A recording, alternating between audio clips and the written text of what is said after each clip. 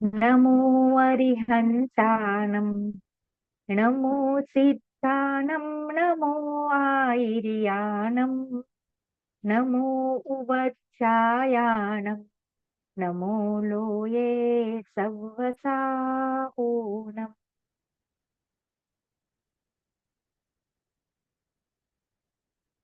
नमोकार मंत्र का स्वरूप हम देख रहे हैं।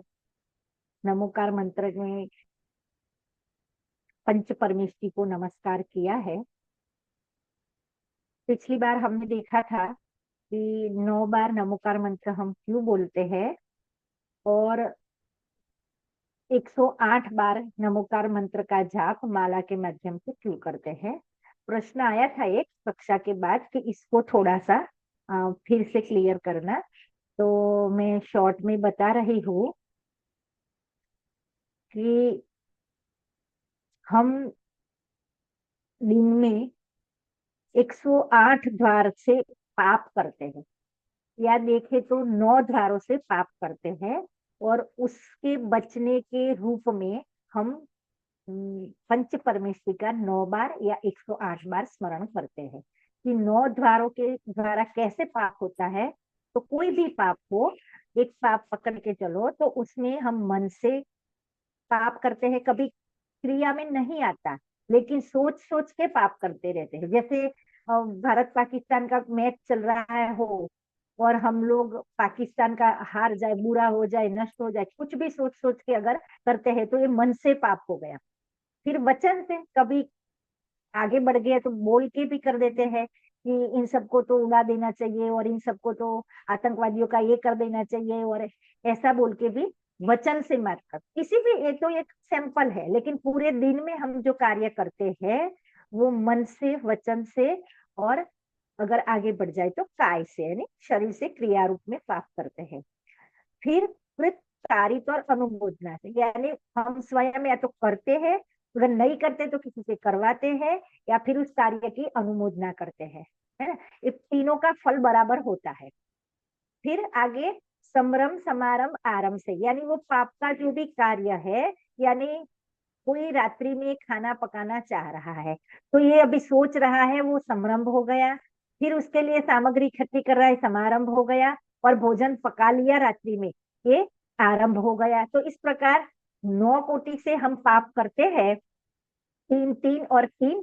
तो इसलिए 9 बार स्मरण करके हम ये चाहते हैं कि पाप से बचे है, स्मरण करने मात्र से। मैं सबसे रिक्वेस्ट करूंगी कि कैमरे ऑन रखे ताकि मुझे थोड़ा अच्छा लगे, नहीं तो मैं लैपटॉप के सामने बोल रही हूँ ऐसा लगेगा। तो प्लीज अगर आप कैमरे ऑन करेंगे तो मुझे अच्छा लगेगा, क्योंकि मुझे लगेगा कि मैं इंसानों से बात कर रही हूँ। हाँ? और इस प्रकार हम 9 प्रकार से नमोकार मंत्र का जाप करते हैं, लेकिन उससे फायदा होगा कि नहीं वो हम आगे देखने वाले हैं।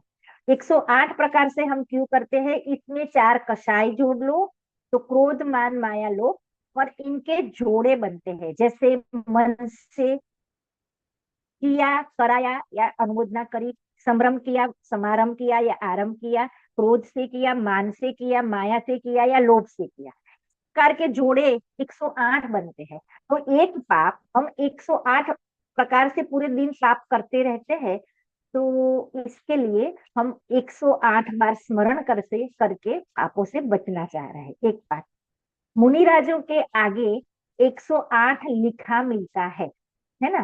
तो ये 108 जो लिखा हुआ होता है वो क्यों होता है, प्रश्न होता है हमें। तो इसका रीजन ये है कि मुनिराज महाव्रती होते हैं, तो पांचों पापों के सर्वथा त्यागी होते हैं, जीरो पाप है ना। तो वो 108 प्रकार के पापों से बचे हुए हैं, उनकी भूमिका में ये पाप नहीं होते हैं, इसलिए उनके नाम के आगे 108 लगाया जाता है। ये प्रश्न आया था, थोड़ा रिक्वेस्ट थी, इसलिए मैंने फिर से बता दिया। अब आगे बढ़ते हैं आज के हिसाब से। देखो, हमने पिछली बार ये देखा था कि सव्व, नमो लोये सव्व साहुणम। तो सव्व यानी सर्व, लोक के सर्व साधुओं को मेरा नमस्कार हो, इसका अर्थ ऐसा होता है। तो हमने उस बार लिया था कि अन्य मति में जैनों में ये कहा जाता है कि जैन धर्म का हृदय बहुत बड़ा है, दुनिया के सभी गुरुओं को नमस्कार करते हैं, सभी भगवानों को नमस्कार करते हैं, तो ऐसा अर्थ नहीं है। ऐसा हमने क्लियर किया था कि वितरागी निर्ग्रंथ गुरु और वितरागी भगवान ही सच्चे वितरागी भगवान होते हैं, यही पूज्य होते हैं। तो अब उसके आधार से हम दो प्रश्न खड़े करते हैं। एक प्रश्न तो ये है कि हम वितरागी देव शास्त्र गुरु को तो नमस्कार करेंगे, उनको तो मानेंगे, है ना, लेकिन दूसरों को भी माने तो उसमें दिक्कत क्या है ना। किसी का अनादर क्यों करना, ये प्रश्न बहुत सारे लोगों को होता है कि किसी का अनादर क्यों करना, तो दूसरे को भी मानने में दिक्कत क्या है। हम अपने वितरागी भगवान को तो मान ही रहे हैं, अपने वितरागी गुरु को तो मान ही रहे हैं, तो दूसरों को मानने में दिक्कत क्या है। तो देखो, उदाहरण के माध्यम से थोड़ा समझेंगे। जो स्वयं सुखी हुए हैं वही वास्तव में हमें सुख का मार्ग बता सकते हैं और हमारे लिए सुख का कारण बन सकते हैं। जो स्वयं दुखी है वो हमें कैसे सुखी कर सकते हैं। मान लो मुझे 1 लाख रुपए की आवश्यकता हो, तो मैं किससे मांगूंगी? जिसके पास 1 लाख या इससे ज्यादा रुपए है ना। जिसके पास 50 रुपए नहीं हो, मैं उसे कहूँ मुझे 1 लाख रुपए देना भाई जरा सा, तो क्या मिलेगा? मुझे निराश होना पड़ेगा। 1 लाख कहाँ से मिलेंगे? ऐसे ही जो स्वयं सुखी है वही हमें सुखी होने का रास्ता दिखा सकते हैं। तो देखो, जो वितरागता है वही सुख है। जहां जहां राग है वो दुख है। राग ही दुख है, वास्तव में परद्रव्य सुख दुख का कारण नहीं है ना। तो जब जो जिनको भोजन चाहिए, पत्नी चाहिए, वस्त्र चाहिए, अस्त्र चाहिए, है ना, जिनको खाना पीना चाहिए, ये सब भोग सामग्री जिनको चाहिए वो स्वयं दुखी है। तो वो हमें सुख का मार्ग कैसे दिखा सकते हैं, है ना। उदाहरण देखते हैं। मान लो कोई व्यक्ति बीमार रहता है, इतनी बड़ी बीमारियां है उसे, है ना, लेकिन वो बहुत पैसे वाला है, और वो उसके साथ 2 डॉक्टर 24 घंटे मौजूद रहते हैं। पूरी मेडिकल किट उसके पास रहती है, सभी प्रकार की दवाइयाँ, ताकि उसे कोई भी दिक्कत हो तत्काल उसको ट्रीटमेंट मिले। एक बाहर निकले तो उसके लिए इमरजेंसी वैन रहती है मेडिकल, ताकि उसको तत्काल भर्ती करना पड़े तो भी हो सके। सब प्रकार की सुविधाएं है ना। और वो कहता है कि मुझे कोई दिक्कत नहीं, मैं मुझे सब मिला हुआ है। दूसरा एक व्यक्ति ऐसा है जिसे कोई रोग ही नहीं है, जिसे एक भी दवाई की आवश्यकता नहीं है, क्योंकि कुछ तकलीफ ही नहीं है। उसे ना डॉक्टर की आवश्यकता है, ना दवाई की आवश्यकता है, ना वैद्य की आवश्यकता है। वो बिल्कुल निरोगी स्वस्थ व्यक्ति जीवन जी रहा है। मुझे बताओ, ये दोनों में से सुखी कौन है? लौकिक बात नहीं, ये उदाहरण है।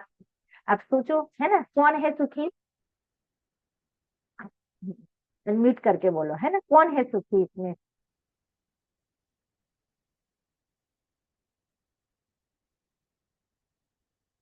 नहीं हो रहा स्वाति? अच्छा, ध्रुव, अगर तूने अनम्यूट किया हो तो ठीक है, कोई बात नहीं।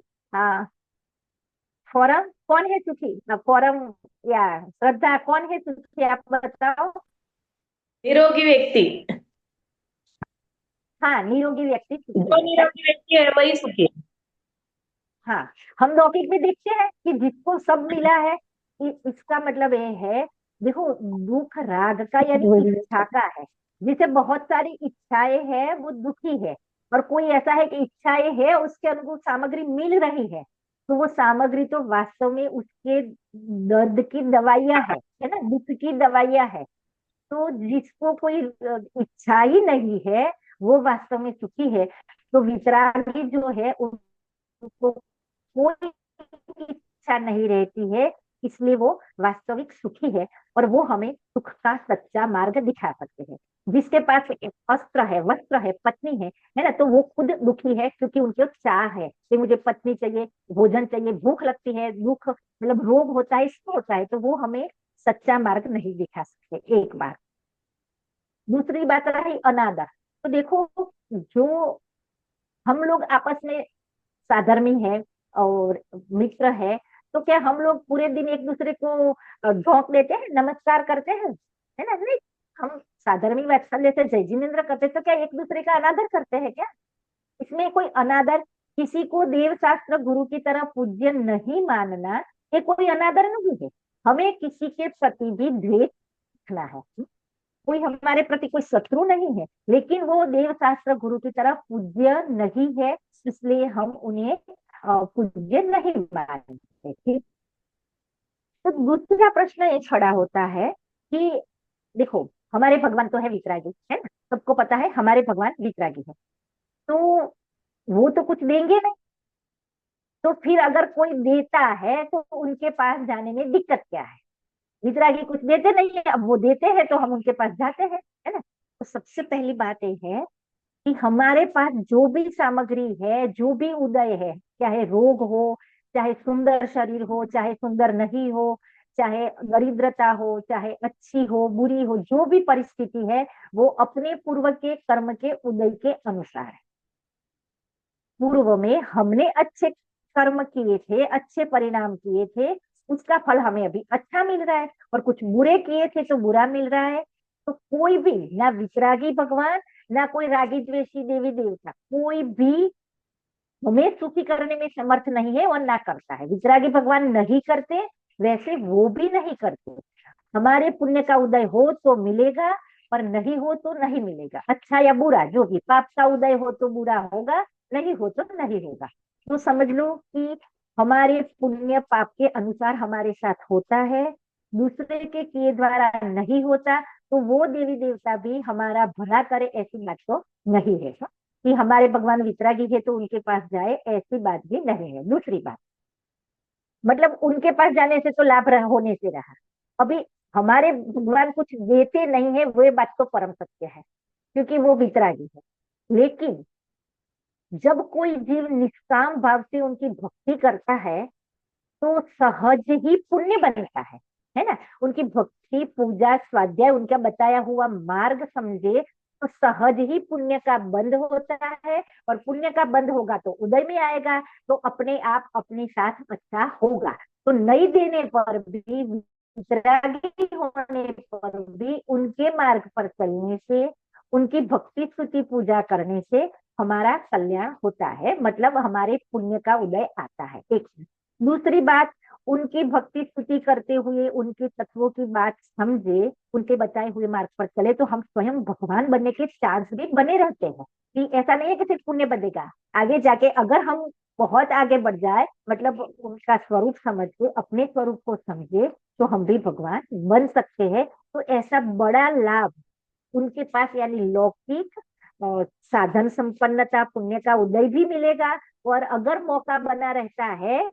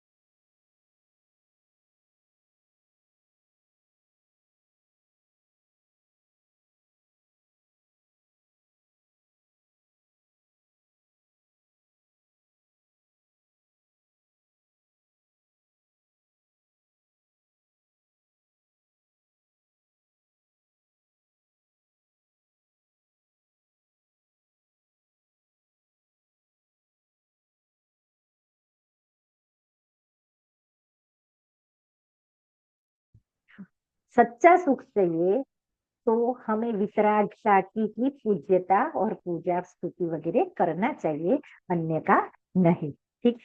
अब हम देखते हैं कि ये पंच, इसमें कहा सव्व पाप पणाशनो, ऐसो पंचन मोयारो सव्व पाप पणाशनो, तो सर्व पापों का नाश करता है। तो हमने पिछली बार थोड़ा देखा था कि हम पाप कर ले और फिर नमोकार मंत्र का जाप कर ले तो हमारे पाप नष्ट हो जाएंगे, ऐसा तो बिल्कुल नहीं होता। तो फिर इसका अर्थ क्या है, तो देखो थोड़ा समझते हैं।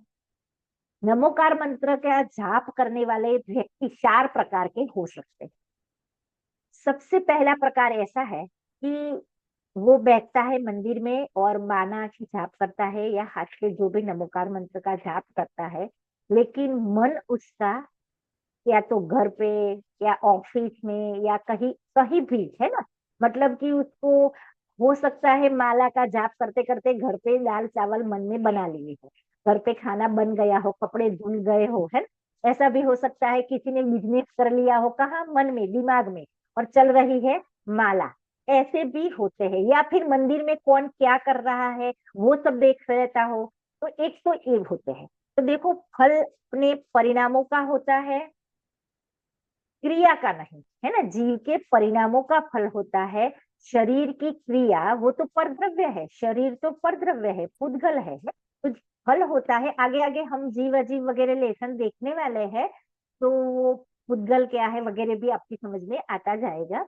अभी तो जीव शरीर की क्रिया का फल नहीं, परिणामों का फल है। अगर शरीर की क्रिया का फल होता तो डॉक्टर बचाने का ट्राई करता है और फिर भी अगर मरीज मर जाता है तो उसको पाप लगेगा, लेकिन ऐसा नहीं होता है ना। तो फल परिणामों का होता है। तो अब वो यहाँ माला फेरने की क्रिया कर रहा है, लेकिन परिणाम इधर उधर भटक रहे हैं, तो उसको नियम से पाप बंद होगा, भले ही ये मंदिर में बैठा है और माला का जाप करता है। एक बात। दूसरा, एक तो एक प्रकार का हो गया। अब कोई कहे हमें ऐसे परिणाम करने नहीं होते, हो जाते हैं, है ना। हमें कोई माला करते करते घर पे खाना बनाने के परिणाम नहीं करने होते हैं, लेकिन फिर भी हो जाते हैं। इससे कैसे बचे वो नेक्स्ट देखेंगे। पहले दूसरे प्रकार का देख लेते। दूसरे प्रकार का देखेंगे तो आपकी समझ में आ जाएगा है कि क्यों हमें ऐसे परिणाम आ जाते हैं। तो देखो, दूसरे प्रकार का व्यक्ति ऐसा होता है जो पंच परमेष्टि का स्मरण, देखो यहाँ माला या पंच परमेष्टि का जाप बोला जाएगा, लेकिन उनकी स्तुति, उनके दर्शन, उनकी पूजा, है ना, उनके प्रति बहुमान, हम लोगों ने क्या माना है कि देखो अष्ट द्रव्य से पूजा वही पूजा है ना। और ताली बजा के करो तो वो भक्ति है। तो ऐसा नहीं है। कोई व्यक्ति सिर्फ वार्तालाप से, गद्य में वचनों से भगवान से जो बातें करता है, उसमें उनके गुणों का अनुराग, उनके बहुमान, ये सब जो आता है वो भक्ति है, वो स्तुति है, पूजा है। ऐसा जरूरी नहीं है कि हमेशा ताली बजाओ तो वो भक्ति हो गई, और दीपक जला के करो तो आरती हो गई, और जो भी उस प्रकार से, ऐसा ये सब पर्यायवाची है। शॉर्ट में पूजा भक्ति का अर्थ होता है भगवान का बहुमान आना। एक बात है, उनके प्रति ये आदर, उनका धन्यवाद, इसलिए धन्यवाद वो भी हम देखेंगे। तो सबसे पहले उनका बहुमान आना कि प्रभु आपने मुझे ये मार्ग बताया, सुखी होने का मार्ग बताया। तो उसके प्रति जो बहुमान आता है, तो सहजता से ही वो भक्ति स्तुति निकलती है, वो दी जाती है। आप किसी की लिखी हुई पढ़ो, अपने विचार रखो, पूजा करो, कोई भी, लेकिन वो भगवान का बहुमान है। ये जाप या नमोकार मंत्र की माला उसके साथ ही कनेक्टेड रखना है, सिर्फ जाप की बात नहीं चल रही है। पूजा कर रहे हो, अब रोज एक पूजा कर रहे हो आप, तो आपको दिमाग में ठीक है ना। तो पूजा तो पड़ी जा रही है और उपयोग कहीं भटक रहा है। तो ऐसा भी होता है। तो एक तो उनकी पूजा स्तुति भक्ति जो भी करो, उनके शब्द के अर्थ समझ के करोगे तो अच्छे से होगा। शब्द के अर्थ समझ में नहीं आ रहे हैं तो आप भगवान को क्या कह रहे हो वो आपको पता नहीं है, किसी ने लिखी, आपने सुना दी, आपकी समझ में कुछ नहीं आया, तो ऐसे तो भक्ति नहीं होगी। उससे पुण्य बंद बहुत फूल बनेगा कि अपने घर गृहस्थी के काम छोड़े और भगवान के सामने बैठे हो, उतना थोड़ा सा पुण्य बनेगा। तो फिर ये समझ में कैसे आए कि आप स्वाध्याय से जैसे जैसे जुड़ोगे आपको जिनवाणी समझ में आती जाएगी, तो उसके अर्थ भी समझ में आते जाएंगे। दूसरे प्रकार का जो है भक्त, वो क्या करता है कि मानो वो स्तुति करता है या जाप करता है, उसने स्वरूप थोड़ा पूर्व भवों का, जैसे अरिहंत भगवान है, महावीर स्वामी भगवान है, आदिनाथ भगवान है, तो उनके पूर्व भवों के बारे में जाना है। उसने ये जाना है कि ये वितरागी और सर्वज्ञ, उसका अर्थ क्या, समस्त लोकालोक को एक साथ तीन काल को जानने वाले, है ना, वितरागी यानी कोई इष्ट अनिष्ट की कल्पना नहीं करने वाले, इस प्रकार से उनके बारे में जाना है। उनके पूर्व भव जैसे महावीर स्वामी थे, अब जिसने महावीर चरित्र पढ़ा है उसको महिमा आएगी कि अरे देखो शेर के भव में इन्होंने सम्यक्त्व लिया, तो इसका मतलब है वो भी पहले हमारे जैसे संसारी थे, अज्ञानी थे, दुखी थे, और अभी वो भगवान बन गए। हम भी बन सकते हैं, उन्होंने क्या किया वो हम भी कर सकते हैं। इस प्रकार से जिसने जाना है उसे सहजता से उनके प्रति और बहुमान आएगा कि अरे इन्होंने मार्ग नहीं बताया होता तो, है ना, वगैरह वगैरह। उनके कथाओं के माध्यम से, पुराणों के माध्यम से अगर किसी ने पढ़ा है तो उसके दर्शन करते समय विशेष रूप से उपयोग रहेगा। तीसरा कैसा है कि देखो, इससे ज्यादा पहले वाले से, पहले वाले को तो जो बहुत स्थूल था उसको तो पाप बंद हो रहा था, इसको पुण्य बंद ज्यादा होगा। जिसने भगवान के पूर्व भव वगैरह पढ़े हैं, थोड़ा बहुत उनका स्वरूप जाना है तो। अब तीसरा कैसा है कि तीसरे ने भगवान का स्वरूप वगैरह बहुत अच्छे से जाना है। स्वरूप यानी वितरागता क्या है, उनके गुण कितने हैं, वो अभी सिद्ध किसे कहते हैं, अरिहंत किसे कहते हैं, सभी के स्वरूप आगे आगे हम पंचों परमेष्टि के मूल गुण कितने होते हैं वगैरह भी लेसन पढ़ने वाले हैं, है ना। तो ये सब जिसने जाना है बहुत अच्छे से, तो वो विशेष रूप से पुण्य बांधता है।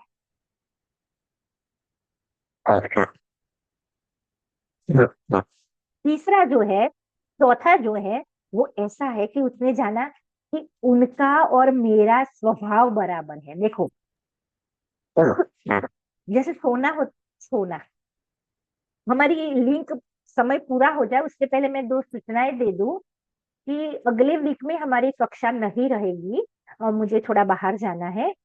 तो उसके नेक्स्ट वीक में हमारी कक्षा रहेगी। आप सब ग्रुप में हो तो ग्रुप में मैसेज आ जाएगा। अगर कोई ग्रुप में नहीं हो तो जिससे आप जुड़े हो उससे आप मांग लेना, तो आपको मैसेज मिल जाएगा। गुरुवार को रखने का पूरा विचार है, लेकिन कोई दिक्कत आई तो शुक्रवार करे या कुछ, तो आप ग्रुप से बने रहना। और हाँ ठीक है, हाँ ठीक, चौथा है ना, देखो सोना जो होता है, सोना उसमें से क्या बनता है कि हार बनता है। कोई हार तुड़वा दे उसमें से चूड़िया बना ले, कोई चूड़िया तुड़वा तुड़वा दे उसका मुगट बनवा ले। तो ये क्या हो गया हार है वो सोने की अवस्था है, वो बदल गई चूड़िया बन गई, चूड़िया बदल गई मुगट बन गया। लेकिन सोना, सोना सभी में एक जैसा, वही का वही, वही का वही एक जैसा रहा। अवस्थाएं बदली, सोना वैसा का वैसा है। ऐसे ही पहले महावीर स्वामी का जीव, उसकी अवस्था शेर वाली थी, फिर देव वाली, फिर राजा वाली, ऐसे अवस्था। उसके पहले वो निगोद में थे, उसके पहले मतलब ऐसे उनकी भी अनेक अवस्था बदली, और लास्ट अवस्था उनकी महावीर और सिद्ध, है ना, ऐसी अवस्था हुई। तो अवस्था में तो हमारी और उनमें भी करते, हम रागी है, हम पापी है, हम अज्ञानी है, और भगवान वितरागी है ना, धर्मी है। तो उनमें और सर्वज्ञ है, हम अज्ञानी है। तो ऐसे तो अवस्थाओं में तो जमीन आसमान का फर्क है। लेकिन जैसे सोना सोना सोना, ऐसे स्वभाव हमारा और उनका, जो मूल चीज है हमारी जीवत्व की, हमारी और उनकी बराबर है ना। अगर बराबर नहीं होती तो वो सिद्धत्व, वो भगवान पना कहाँ से आता। जो शक्ति रूप से पड़ा है वही प्रकट होता है। तो जिसने ये जान लिया, उनके और अपने स्वरूप से मिलान करते करते और जिनवाणी पढ़ते पढ़ते, तो वो वास्तव में सम्यक दर्शन प्राप्त करके मोक्ष मार्गी बन सकता है और आगे जाके भगवान बन सकता है। तो इसको तो अगर ऐसा सम्यक दर्शन प्राप्त कर लेता है तो उसको तो पुण्य तो बहुत हो रहा है, लेकिन साथ में वितरागता का अंश प्रकट हो गया है। यानी मोक्ष मार्ग की अभी थोड़ी सी शुरुआत हुई है। आगे जाके मुनि बनेगा, जैनेश्वरी दीक्षा धारण करेगा, और आगे जाके मोक्ष भी चला जाएगा। तो इस प्रकार से हमने देखे किसी को पाप बंद हो रहा है, किसी को थोड़ा पुण्य, किसी को ज्यादा पुण्य, और किसी को धर्म की प्राप्ति भी हो जाती है, यानी वितरागता का अंश भी प्राप्त हो जाता है। आपने अभी पुण्य, पाप और धर्म तीन बातें सुनी है ना। तो मैं फिर से एक बात बता दूं। देखो, पाप के परिणाम यानी हिंसा, झूठ, चोरी, कुशील, परिग्रह वगैरह है, तो उससे तो पाप बंद होता है और नरकादि, नरक, तिर्यंच आदि गति मिलती है। दूसरे परिणाम है पुण्य के परिणाम, शुभ परिणाम। पाप के परिणाम यानी शुभ परिणाम। जो शुभ परिणाम है उससे पुण्य बंद होता है। उसमें उसमें पापों का अभाव, कमी होना, वो पुण्य का भाव है, शुभ भाव है। जैसे हिंसा ज्यादा नहीं करना, झूठ नहीं बोलना, चोरी नहीं करना, तो ये शुभ भाव है। और देव शास्त्र, गुरु की शरण में रहना, पूजा भक्ति सीखना, ये सब शुभ भाव है। और उस शुभ भावों से स्वर्ग आदि मिलते हैं, है ना। और तीसरा भाव धर्म जिसे कहते हैं, वो वितराग भाव है, पुण्य और पाप से भिन्न। वितराग मार्ग यानी धर्म। तो जिनको पुण्य पाप हो रहा, देखो अब जब होगी तब मिश्र अवस्था होगी। वितरागता का अंश प्रकट होगा तब पुण्य पाप भी रहेगा, लेकिन ये कम होते होते पहले पाप नष्ट होगा, फिर पुण्य भी नष्ट होगा और पूर्ण वितरागता होगी। वितरागता की शुरुआत होना वो धर्म है। उसे देखो, उपचार से पुण्य को भी धर्म कहते हैं और कहने में कोई गलती नहीं है, लेकिन वो उपचार कथन है। वास्तव में जो धर्म यानी वितराग परिणाम है, वही धर्म है, वही वितराग परिणाम सुख है। ठीक है। और वो मोक्ष का कारण, पाप का कारण यानी नरकादि का कारण पाप, स्वर्गादि का कारण पुण्य, और मोक्ष का कारण धर्म यानी वितरागता है। तो ये तीन चीजें थोड़ी सी आप ध्यान रखना। तो हमने पहले दो देखे प्रकार, वो तो कोई पाप बांध रहा था, कोई पुण्य पाप मतलब पुण्य बांध रहा था।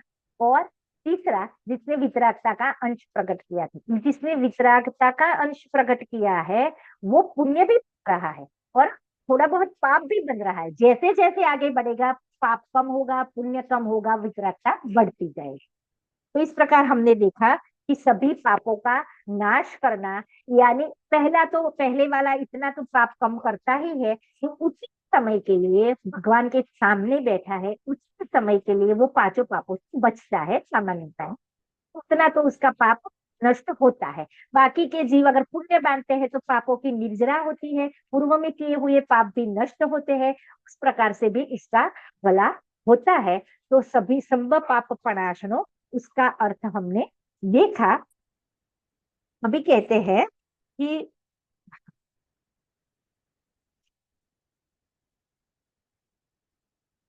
ऐसो पंचन मोयारो सर्व पाप प्रणाशनो मंगलानंच सवेसी पदमम होई मंगलम।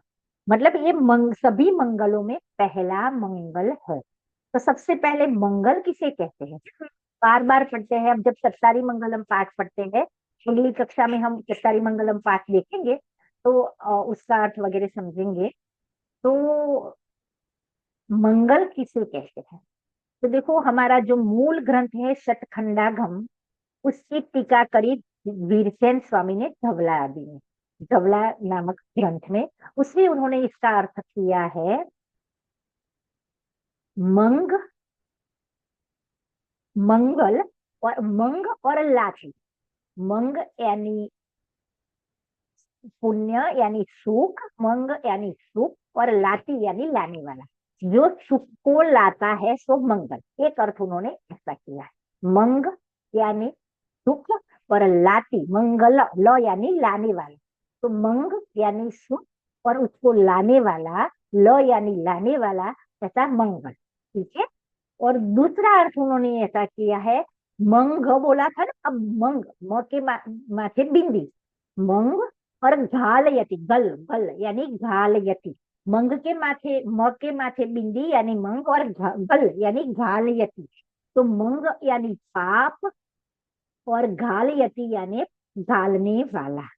तो उसके दो अर्थ किए उन्होंने मंगल के, एक ही मंगल की संधि थोड़ी सी अलग छुपी करके, अलग करके उन्होंने दो अर्थ किए। किन्होंने, 8वीं सदी में हो गए वीरसेन स्वामी, आचार्य वीरसेन स्वामी, बहुत बहुत बड़े दिग्गज आचार्य हो गए, जिन्होंने 16 ग्रंथ भाग धवला जी के लिखे। ऐसे बहुत बड़े आचार्य ने ये अर्थ किया, क्या, मंग,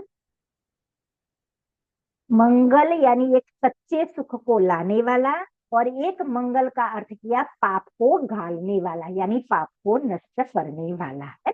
तो ये जो हमने जो चर्चा करी उसमें हमने सीखा भी कि कैसे पंच परमेष्ठी हमारे पाप को घालते हैं और हमें सच्चे मार्ग को बताते हैं, मतलब हमें सच्चे सुखी करते हैं। सुखी करते हैं मतलब उन्होंने मार्ग बता दिया। देखो भगवान तो वितरागी है, हमें जो आज मार्ग प्राप्त है वो अरिहंत भगवान, खास करके तीर्थंकर भगवान की दिव्य ध्वनि से, परंपरा से, आगम के माध्यम से चलता रहा है। कि सबसे पहले महावीर स्वामी की दिव्य ध्वनि थी, और घनधर गौतम स्वामी घनधर देव ने उनको अपनी मेमोरी में रचा, और 500 साल तक वो मेमोरी टू मेमोरी ग्रंथ चलते रहे।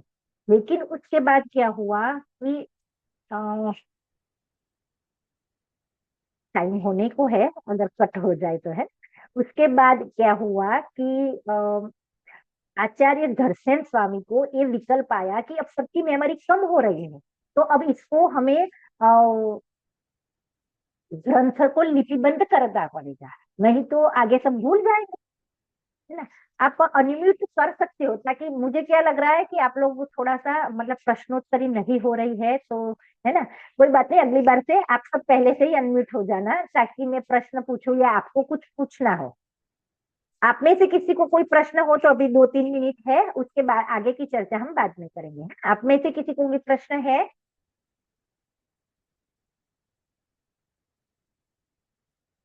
इतनी चर्चा हुई उसमें कोई भी प्रश्न हो तो आप पूछ सकते हो, नहीं पूछना किसी को, ठीक है, कोई बात नहीं। दूसरा, आप लोगों के पास अगर लिंक नहीं पहुंच रही है, या आप ग्रुप में ज्वाइन नहीं हुई हो, तो जिसके माध्यम से आपको पता चला है या जुड़े हो, उससे आप ग्रुप में जुड़ने के लिए बताना, मैं उनको एक लिंक भेजूंगी, आप आपके पास वो आएगी, आप अपने आप ग्रुप में जुड़ जाओगे। उसको टच करोगे तो आपको ग्रुप में ऑटोमेटिक जुड़ जाओगे।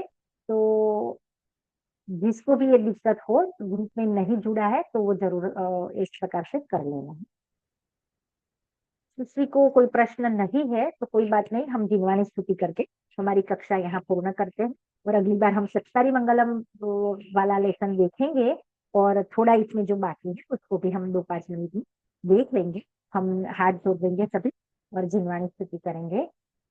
निज निधि निज में बताई, यह अनंत उपकार है, उसके लिए जिनवाणी माँ को वंदना शत बार है, वंदना शत बार है।